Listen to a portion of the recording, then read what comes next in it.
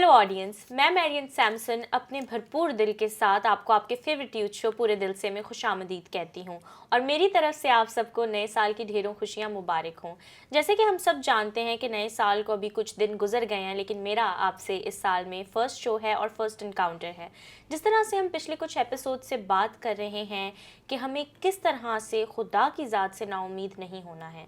हम सब जानते हैं कि 2020 एक ऐसा साल था जो सब पर भारी गुजरा, चाहे वो गरीब हों, अमीर हों, पढ़े लिखे हों, अनपढ़ हों या दूर हों अपने घर वालों से और अपने घर वालों के साथ हों। हर किसी के लिए ये साल जो है मुश्किल था, लेकिन 2021 जो है हमारे लिए नई उम्मीद को लेकर आया है, एक बहाली को लेकर आया है। और आज हमारा टॉपिक भी यही है कि खुदा हमारे हर नुकसान से हमें बहाल करेंगे। God will restore what you lost. तो इससे पहले कि हम मज़ीद डिस्कशन करें, मिलते हैं टीम से। ऑगस्टिन, कैसे हैं आप? मैं ठीक मैरिन, आप ठीक है? मैं बिल्कुल ठीक हूँ। ऑगस्टिन, आज जिस तरह से हमारा टॉपिक है कि खुदा हमारे हर नुकसान से हमें बहाल करेंगे, तो आप मुझे बताएं कि ज़िंदगी में चलते हुए आपने कोई ऐसा नुकसान जो है अपनी ज़िंदगी में फ़ेस किया हो?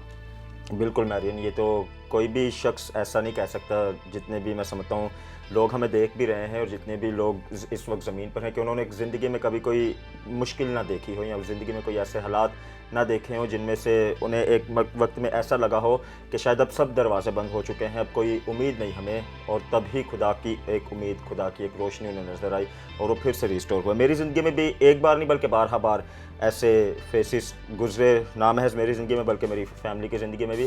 2020 में जैसा कि आपने बताया बड़ा डिफ़िकल्ट ईयर, हम 2021 में एंटर होते ही हमने पूरे दिल से शो की तरफ से लोगों को ये मोटिवेट किया कि हम जानते हैं 2020 तो बड़ा मुश्किल का साल था, लेकिन खुदा ने एक मरतबा फिर मौका दिया 2021 को हम कैसे बेहतर बना सकते हैं।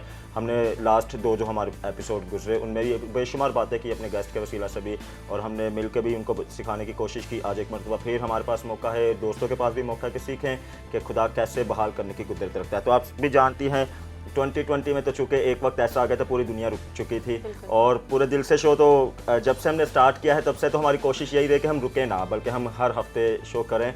लेकिन ऐसी सिचुएशन आ गई कि मैं कोरोना पॉजिटिव हो गया, मेरी फैमिली पॉजिटिव हो गई, तो जिसकी वजह से हमारा स्टूडियो भी हमने कुछ दिनों के लिए उसे क्लोज़ कर दिया ड्यू टू SOP की वजह से।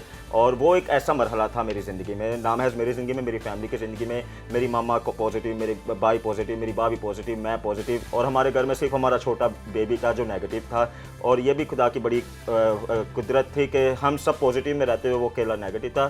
तो कहने की बात यह है कि एक ऐसा ही मतलब स्टेज आ गया था ज़िंदगी में कि कोई रास्ता नहीं था नज़र आ रहा, क्योंकि उस वक्त सिचुएशन भी कुछ ऐसी थी। मार्च अप्रैल के महीने में जब हमने इसका फरवरी में जब ये आगाज़ हुआ पाकिस्तान में, और मार्च में, अप्रैल में और मई में हम लोग शिकार हो गए थे, हमारे विकटें गिर चुकी थी कोविड की वजह से। लेकिन ऐसी खुदा की करनी, खुदा ने ऐसे तौर से निकाला। मेरी मामा हॉस्पिटल में बहुत सीरियस कंडीशन में भी रही, मैं एक मरतबा बहुत सीरियस कंडीशन में चला गया था, और ऐसी ऐसी नाउमीदियाँ आ चुकी थी ज़िंदगी में। लेकिन ऐसी खुदा की करनी थी कि खुदा ने ऐसे तौर से रिस्टोर किया कि एक एक करके जैसे जैसे हम गिरते गए, खुदा ने एक एक करके सबको रिस्टोर करता गया, खुदा बहाल करता गया।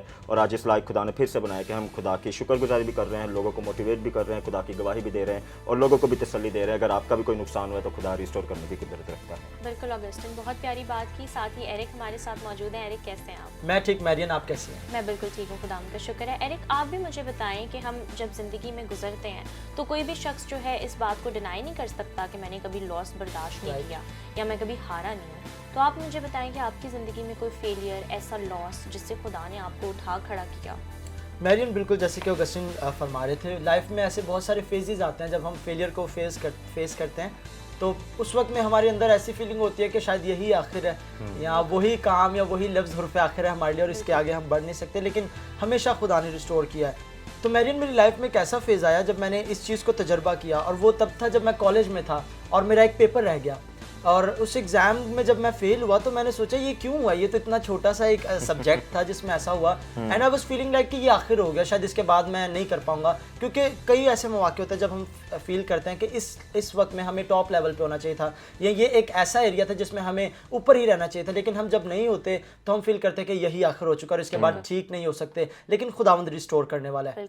तो बात यह है कि ऐसे बहुत सारे मौके आते हैं लाइफ में जब हम फील करते हैं कि ये पार्ट ऐसा था जिसमें हमें ही फर्स्ट होना चाहिए था और हमें ही टॉप लेवल पे होना चाहिए था। लेकिन अगर हम ऐसा कुछ फेस करते हैं, जब हम फील करते हैं कि मैं उस लेवल पर पूरा उतर नहीं सका और मुझे वहाँ होना चाहिए था लेकिन मैं वहाँ नहीं हूँ, तो हम फील करते हैं कि शायद हम अब हार चुके हैं, अब लाइफ में कुछ बाकी नहीं। लेकिन हरगिज़ ये आखिर नहीं है। जब हम कुछ फेस करते हैं ऐसा, तो खुदा का कलाम भी हमें रिस्टोरेशन के बारे में बहुत सारी बातें बताता है और बहुत सारे वाक़यात बताता है। और उनमें से एक बड़ी मेरी फेवरेट वर्स है जो कि हम ऑफ स्टेज हम डिस्कस कर रहे थे, और वो आइज़ाया 61 की वर्स नंबर 7 है। और इसमें लिखा हुआ है कि तुम्हारी खजालत का इवज़ दो चंद मिलेगा, यानी डबल फॉर योर ट्रबल। जो आपने फेस किया है, जो शेम आपने उठाई है या जो मुसीबत आपने उठाई है, उसके इवज़ आपको जो रिजल्ट मिल रहा है वो डबल मिल रहा है, उसकी ब्लेसिंग डबल मिल रही है। और ये सिर्फ अल्फाज नहीं है, हमें इसकी गवाही हमें वाक़यात के ज़रिए से और तजर्बों के ज़रिए से मिलती है। जैसे कि अयूब साबिर की ज़िंदगी, और बाइबल में हमें ज़कई मिलता है कि उसकी लाइफ कैसे और रिस्टोरेशन के बाद उसने हकीकी दौलत को पाया। तो इस तरह के बहुत सारे वाक़यात हैं, और ये सिर्फ अल्फाज नहीं है बल्कि ये हकीकी ज़िंदगी है जो हमें सच्चाइयाँ तजर्बों के ज़रिए से दिखती हैं। और बिल्कुल एरिक, आपने अभी अयूब साबिर की मिसाल दी, और इसके साथ ही हमें रूथ की मिसाल मिलती है कि उनसे कितना कुछ छीन लिया गया। हस्बैंड नहीं है, परदेश में वो आ गई, लेकिन उन्हें सबसे बड़ा खजाना जो था, खुदा की पहचान जो है, कौन सोच सकता है। अक्सर हम सोचते हैं कि हमें अपने घरों से दूर भेज दिया जा रहा है, या हमें खुदा न खास्ता किसी अजीज की मौत की वजह से हम वक्ती तौर पर उनसे जुदा हो गए हैं, तो हम समझते हैं कि दुनिया का बिल्कुल आखिर हो चुका है। लेकिन आज हमारे लिए पैगाम यही है कि खुदा आपके हर नुकसान को रिस्टोर करेंगे। और साथ ही साथ मैं एक और बात बताती चलूँ कि हम किस तरह से जो है रेस्टोरेशन की तरफ दाखिल हो सकते हैं। अभी हमने डिस्कस किया, हमने अपने फेलियर्स आपको बताए, हमने आपसे कोई भी बात नहीं छुपाई। तो सबसे पहला कदम जो ये है, हम सबको समझने की ज़रूरत है कि हम सब एक साथ हैं, और कोई भी अगर हमारे साथ कोई नुकसान होता है तो ज़िंदगी में, जिस तरह एरिक ने कहा कि वो कोई पहले फेलियर नहीं है, तो हम सब फेल करते हैं, हम सब जो है मिस्टेक्स करते हैं, हम सब कभी कभी आजमाइशों में भी गिर जाते हैं, कभी कभी हम खुद कमज़ोर होते हैं, और कभी कभी ये होता है हम इसलिए कमज़ोर होते हैं कि हमारी ज़िंदगियों से खुदा का जलाल जो है ज़ाहिर हो। तो जिस तरह से एरिक ने भी कहा कि वो ज़िंदगी में कोई पहले फेलियर नहीं होंगे, तो आज हम यही बात कर रहे हैं कि कोई भी आपके साथ प्रॉब्लम होती है, इब्लीस का जो सबसे बड़ा हथियार है वो ये होता है कि वो हमें आइसोलेट करता है, इमोशनली आइसोलेट करता है। वो हमें ये सोचने पर मजबूर कर देता है कि जी ज़िंदगी में ये ट्रेजेडी जो है आपके साथ ही हुई है और आपके साथ ही खुदा ने बुरा किया है। लेकिन हमें अपने दोस्तों से, ईमानदारों से जो है तक़वियत मिलती है। तो जब भी कभी आप किसी भी नुकसान में हो, किसी क्राइसिस में हो, तो फेलोशिप रखना ना छोड़ें। और बात करें फेलोशिप की, तो आज हमारे एक बड़े ही प्यारे मसीह में भाई भी हैं और हमारे बड़े ही अच्छे जो हैं PDS के सपोर्टर हैं, वो हमारे शो पे बारहा आ चुके हैं। तो उनका एक वीडियो मैसेज है जो उन्होंने बड़े प्यार से आप सबके लिए रिकॉर्ड करके भेजा है, तो चलते हैं उस मैसेज की तरफ। Hi guys, this is Zubin Ernest, और आज आप सबके साथ मैं अपनी लाइफ का एक बहुत बड़ा सीक्रेट शेयर करने वाला हूँ। It won't be a secret anymore, but still I know there are some people out there जिनको they have to hear this. और आई वाज रिमाइंडेड, एक सवाल मुझे किसी ने किया कि what would you tell to a younger version, और क्या उसको बयान देंगे आप। और आई वॉज जस्ट रिमाइंडेड कि मैं अपनी स्कूलिंग में एक बहुत डार्क फेज से गुज़रा था। बहुत मुश्किल वक्त से मैं अपने स्कूल लाइफ में गुज़रा था, क्योंकि मैंने अपनी क्लास में फ्लंक किया था, अपने क्लास में रिपीट किया था। That time it was terrible. I mean I went through a lot. I won't say कि मेरा स्कूलिंग इतना कोई अच्छा था, क्योंकि I was going through a lot in my head, or I wanted to do but I couldn't do, or I don't know what. But still, why am I telling you this? Because आज मैं देखता हूँ बहुत सारे लोग when they face failure, that's the end of their lives, or they go into suicidal thoughts or depression. शायद आप class में फेल ना हुए हों, लेकिन आप लाइफ में, जॉब में फेल हो सकते हैं, और बिजनेस में फेल हो सकते हैं, रिलेशनशिप में फेल हो सकते हैं। शायद आप you fail to give birth, anything you have gone through, and I respect that, but we all fail. Now today, आज मैं खुश हूँ, शुक्रगुजार हूँ, थैंकफुल हूँ कि मैंने अपनी लाइफ में बचपन में फेलियर एक्सपीरियंस किया। Maybe that was the only time what I remember right now, लेकिन बहुत सारे टाइम पे मैंने फेलियर एक्सपीरियंस किया। But I just want to put it out there कि यार, वी फेल इन लाइफ। 2020 में भी आपके लिए was a wasted year, was a failed year, or you feel like a failure. But I just want to tell you that failure is temporary. नाकामी आर्जी है. Just trust on God. Faithless नहीं होना. Don't be faithless. Just trust on God, and this failure will produce the best out of you. वो कहते हैं ना gym में, no pain, no gain. So guys, don't give up. और this failure is temporary. 2021, you are more experienced and more wise because of the failure you have gone through. So, ज़्यादा time नहीं ज़ाया किया आपका. अगर if you know anyone who need this word, just share it with him. Or if you are that person who needed this, or you need someone to talk to, just write to us and we'll get back to you. God bless you. Bye.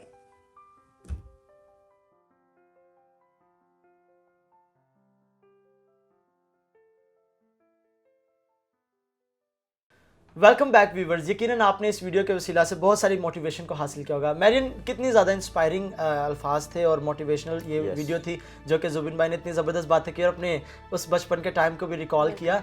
And I was thinking उस वक्त में जब हमने भी बात भी की थी जॉब के बारे में, अयूब साबिर के बारे में, कि उनकी लाइफ में एक ऐसा पार्ट है, मैं समझता हूँ कि कोई आम इंसान हो और जो कमज़ोर ईमान का हो, वो तो सिर्फ सुनकर ही मौत का शिकार हो जाए. उनके ऊपर जिस तरह ये वाक़यात गुजरे, पहले उनको पता चला कि उनके कैटल, सारे के सारे जानवर और मवेशी जो उनका माल था वो चला गया. फिर दूसरा खादम आ रहा है, वो क्या बता रहा है कि तेरे बच्चे भी मर गए, और आहिस्ता आहिस्ता उसे नुकसान ही की खबर मिली है. लेकिन वो he was really strong in faith. और उन्होंने एक बात गुफ्तगू के दौरान में कही थी, अगले चैप्टर्स में जब जाते तो वहाँ उन्होंने कहा था कि मेरा मखलस ही देने वाला जिंदा है, और इस बदन के इस कदर ख़राब हो जाने के बावजूद, यानी मेरे बदन के इस कदर ख़राब होने के बावजूद भी इसी बदन से और इन्हीं आंखों से मैं उसको देखूंगा, क्योंकि उसके कदम जो है ज़मीन पर टिकेंगे. He was basically talking about resurrection. वो जीसस की बात कर रहा था. वो बात कर रहा था कि मेरा बदन अगर मर भी जाए तो मैं रेजरेक्ट हूँगा और मैं इन्हीं आंखों से उसका जलाल देखूंगा. और वो बात जो कह रहे थे कि मेरा मखलस ही देने वाला जिंदा, यानी मेरा छुड़ाने वाला, he is a living God, वो जिंदा खुदा है और वो करेगा. And we see in the last chapters कि क्या होता है कि रिस्टोरेशन, और एक कितनी ज़बरदस्त रिस्टोरेशन, जो उसके पास मौजूद था उसका दो चंद उसे मिलता है. पहले अगर 700 या 7000 का फिगर था तो उसे फिर वो 1400 में या 14000 में उसको फिगर मिलता है. और जो औलाद उसके पास पहले थी, कलाम बताता है कि बाद में जो उसकी औलाद हुई, पूरी ज़मीन पर वैसी बेटियाँ या वैसी लड़कियाँ किसी की औलाद ना थी वैसी. तो मैं समझता हूँ कि कलाम हमें एक अच्छी गवाही देता है रिस्टोरेशन की, और हमें ईमान में बड़ा होना चाहिए. और एरिक, आपकी जो बात है ना गवाही की, तो हम उस वक्त तक रिस्टोर नहीं हम हो सकते, उस वक्त तक हम बहाल नहीं हो सकते जब तक हमारी गवाही अच्छी ना कायम हो. और गवाही कायम करने के लिए ज़रूरी है कि हमारी ज़िंदगियों में जो है ना खुदा की प्रेजेंस का मौजूद होना वो बहुत ज़्यादा इंपॉर्टेंट है. तो अगस्टिन, आप इसके बारे में क्या कहेंगे? बिल्कुल मैरिन सही कह रही हैं. और जैसे कि एरिक ने अयूब साबिर की बात की और हम बात कर रहे हैं, हमारी बहाली की वजह भी ये बनती है कि खुदा हमारी ज़िंदगी में मौजूद है और खुदा हमें रिस्टोर करता है. क्योंकि इंसान अपनी ज़ात से तो रिकवर नहीं हो सकता. किसी भी नुकसान से इंसान को अगर उठना हो तो अपनी ज़ात से कभी भी रिकवर नहीं हो सकता. हम रिकवर भी तब होते हैं जब हम अपने आप को पस्त कर लेते हैं, यानी कि इस बात पर इकरार कर लेते हैं कि मैंने कोशिश कर ली लेकिन मुझसे नहीं बन पाया. अब एक हस्ती है, एक ज़ात है जो मुझे रिस्टोर करने की कुदरत रख सकती है और मैं उसके पास जाऊँगा. हमें यही सीखना है कि अगर जब हमें मुसीबत हम पर आती है, हमने इस पर स्पेसिफिक एक टॉपिक भी किया था, trouble time run to God not from God. और अगर हम खुदा से भाग जाएंगे तो फिर तो सवाल ही नहीं ना पैदा होता कि हम दोबारा से रिस्टोर होंगे. बाइबल मुकद्दस में भी ऐसी ही हमें मिसालें मिलती हैं कि लोगों ने अपना आप खुदा को दे दिया, भले जितना भी नुकसान हमें मिले. और दुनिया में भी रहते हुए, बाइबल की तो चले हतमी फैसला है ना, बाइबल का तो इससे बढ़कर तो कोई मिसाल हो ही नहीं सकती हमारे लिए. लेकिन दुनिया में भी हमें ऐसे लोग मिलते हैं जिन्होंने अपना पूरा का पूरा एक बार नहीं फेल हुए बल्कि बहुत मरतबा फेल हुए, लेकिन उनको पता था कि एक दिन तो मैं कामयाब होऊंगा, एक दिन तो मैं उठूंगा, एक दिन तो मैं आगे बढ़ूंगा. तो हमारी ज़िंदगी में भी हमें ये सीखना है कि अगर मैं आज गिर चुका हूँ या 2020 में मैं गिर चुका था, मेरा फाइनेंस गिर चुके थे, मेरी फैमिली में से कोई गुजर गया, मेरे अपनी ज़िंदगी में को बड़ा नुकसान हुआ, कोविड ने मुझे बड़ा नुकसान पहुँचा दिया, तो 2021 एक मरतबा फिर बड़ी मोटिवेशन को लेकर आया. 2021 एक मरतबा फिर बड़ी तसल्ली को लेकर आया है. हमने रिस्टोर होना है और रिस्टोर हम अपनी ज़ात से नहीं हो सकते. रिस्टोर होने के लिए हमें मालिक के हजूरी में झुकना पड़ेगा, मालिक के पास आना पड़ेगा, क्योंकि मालिक ही हमें रिस्टोर रिस्टोर कर सकते हैं। और मैं आपको एक बात बताता हूँ, लास्ट ईयर जब हम गिरे या जब भी मेरी ज़िंदगी का, क्योंकि अब जबकि हमने सीखा है, हमारे लीडर से हम सीखते हैं, तो जो कुछ सीखते हैं वो फिर हम प्रैक्टिकल भी करने की कोशिश करते हैं। तो जब जब मैं अपने आप को बड़ा तन्हा महसूस करता हूँ या जब जब मुझे लगता है कि अब मेरे बस से बाहर बात हो चुकी है, कोई भी, वो भले फाइनेंस हो, वो भले रिलेशन हो, भले कोई भी एरिया हो, जॉब हो, या किसी भी एरिया में मैं गिर चुका हूँ, तो मैं मुकम्मल तौर पर एक काम करता हूँ और वो खुदा की सिताइश है, खुदा की प्रस्तिश है। क्योंकि हमें पता है यही वो अमल है जो हमें रिस्टोर कर सकता है, यही वो अमल है जब हमें आगे बढ़ा सकता है। तो कोविड में भी मैंने बार जब हम वापस रिकवर होकर आए, मैंने ये भी बताया, तो मैं 14 डेज़ के लिए अकेला अपनी फैमिली से बिल्कुल दूर क्वारंटाइन हो चुका था, क्योंकि अलग अलग हम सब क्वारंटाइन हो चुके थे। तो डेली मेरी ये रूटीन बन चुकी थी, क्योंकि वर्शिप तो वैसे भी हम करते हैं, क्योंकि हमारी एक बड़ी जिम्मेदारी है जो हमारी बढ़ोतरी का बायस बनती है।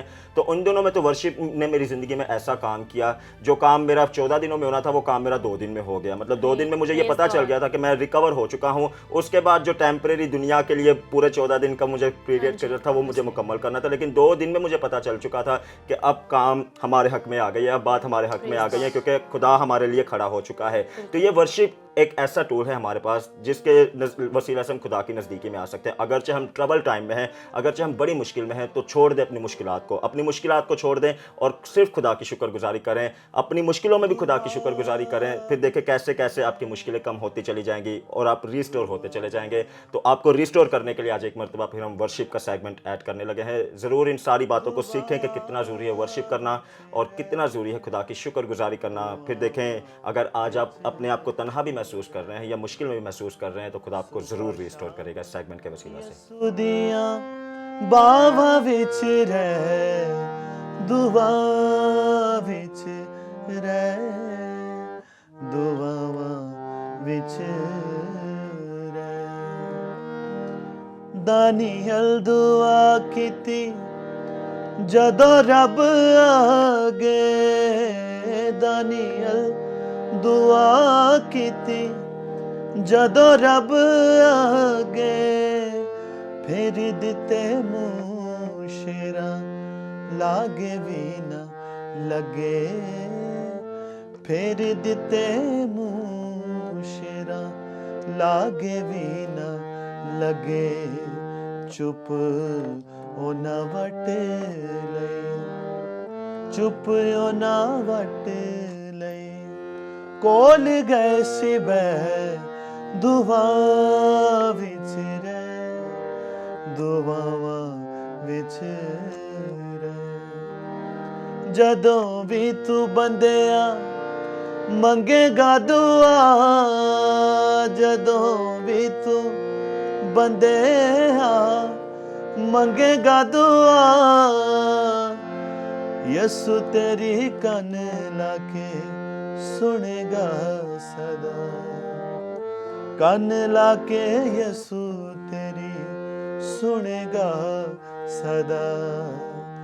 ओदे कोल जिंदगी, ओदे कोल जिंदगी, जिंदगी तू ले दुआ विच रह, दुआवा विच रह।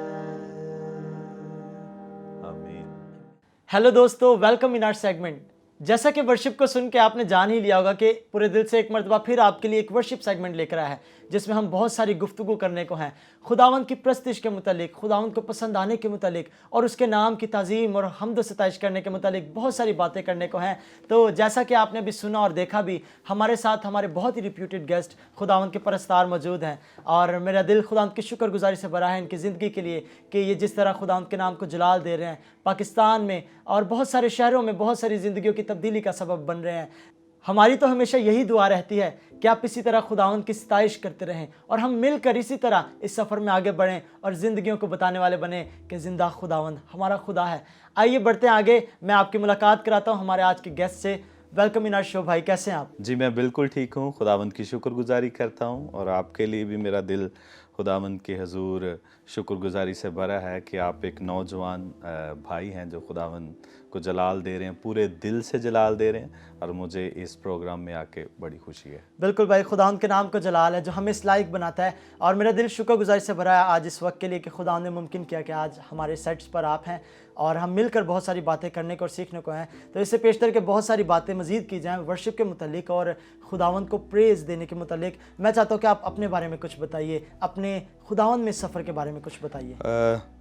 मैं अपने बारे में ये बताना चाहता हूँ कि जब मैं छोटा ही था, तकरीबन 4-5 साल का होऊंगा, जब मैंने संडे स्कूल जाना शुरू किया, तो संडे स्कूल में मैंने जाके गीत सीखने, तो फिर एक कन्वेंशन थी, तो हमारे घर के सामने पास ही एक छोटा सा ग्राउंड था, वहाँ पर कन्वेंशन हो रही थी। तो कन्वेंशन के बाद वो कन्वेंशन वालों ने क्या किया कि अपना बाजा हमारे घर छोड़ गए।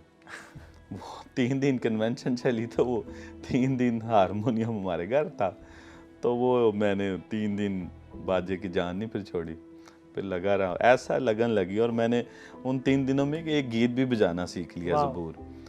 तो ये था कि मैं उस वक्त मैं दुआ भी कर रहा था, और उन दिनों में मैंने ख्वाब भी देखा कि खुदावंद मुझे अपनी सिताइश के लिए इस्तेमाल करेगा और किस तरीके से मैं आगे जाऊंगा। तो वो 3 दिन जब बाजा हमारे घर रहा, तो मैंने बजाना शुरू किया, और करते करते मैंने एक ज़बूर निकाल लिया। उसके बाद फिर ऐसी लगन लगी गीत गाने बजाने से कि खुदावंद का शुक्र है, आज खुदावंद ने तब से अब तक फिर आप खुदावंद की सताइश करते जी हैं। जी जी और हमारे व्यूवर्स जानते हैं, सब लोग जानते हैं, पाकिस्तान की कलीसिया और मैं समझता हूँ कि बाहर भी बहुत से ममालिक में लोग जिन्होंने आपके गीत सुने जानते हैं कि आप किस तरह खुदावंद की सताइश करते हैं। और यकीनन जब खुदा चुनता है, तो वो जब खुदावंद खड़ा करता है, तो वो एक मंसूबे के तहत खड़ा करता है। और हम अपने पूरे दिल से के प्लेटफॉर्म से व्यूवर्स हमेशा बताते हैं कि आप और हम सब जो इस ज़मीन पे रहते हैं, हम बेमकसद नहीं, बल्कि हम में से हर एक की ज़िंदगी में खुदावंद ने एक मकसद रखा है, और खुदावंद चाहता है कि हम उस मकसद के तहत ज़िंदगी गुजारें और खुदावंद का ऑनर करें। शाहिद भाई, हम यूं ही आगे बढ़ेंगे क्योंकि आप खुदावंद के परस्तार हैं, आप हमदो सताइश करके खुदावंद की परस्तिश करते हैं, और खुदावंद ने आपको तोड़ा दिया, आप गाते हैं, बजाते हैं। तो मैं चाहता हूँ आप इसके मुतालिक बताइए कि आपके नज़दीक परस्तिश क्या है, और खुदावंद की परस्तिश करने का ताल्लुक़ हमारी ज़िंदगी से किस तरह गहरा होना चाहिए और किस तरह हमें आगे बढ़ना चाहिए।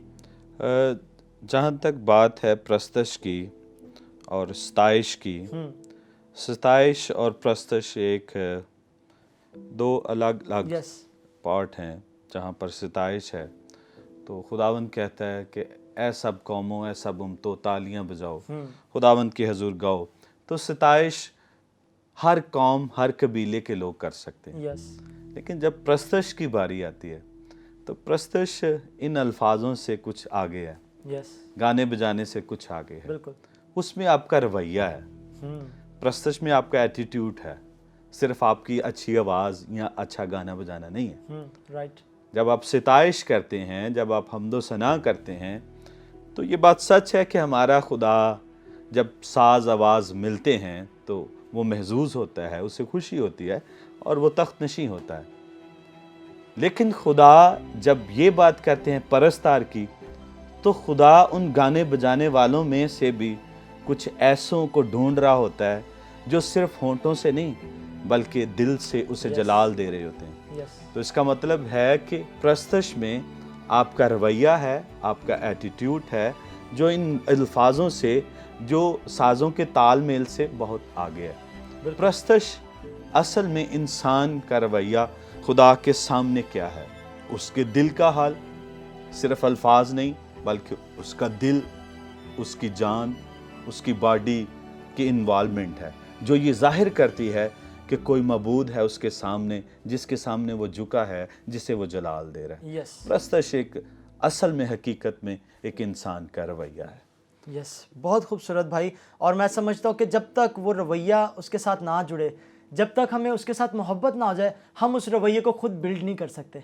बल्कि जब हम पर खुदावंद की मोहब्बत का मुकाशफा खुलता है, उसके उस बड़े फजल का मुकाशफा खुलता है, तो फिर प्रस्तिश का दरिया हमारे अंदर से जारी होता है और हम अपनी लाइफ से उसे ऑनर करने लग जाते हैं और हमारी बातों से प्रस्तिश जारी हो जाती है। और मैं समझता हूँ कि कलाम मुकद्दस में हमें कदीम ही से नज़र आता है कि साज़ों और आवाज़ों के साथ जो प्रस्तिश की जाती है, स्पेसिफिकली जो हम्द सताइश इस तरह गा कर की जाती है, खुदावंद को वो बहुत पसंद है। हम बाइबल में पढ़ते हैं, और जैसे कि आप जिक्र कर रहे थे कि खुदावंद महजूज होता है, सफन्या में एक बड़ी ज़बरदस्त आयत है कि खुदावंद के लोग जब खुदा के लिए गाते हैं तो खुदावंद खुशी से उन पर गाता है।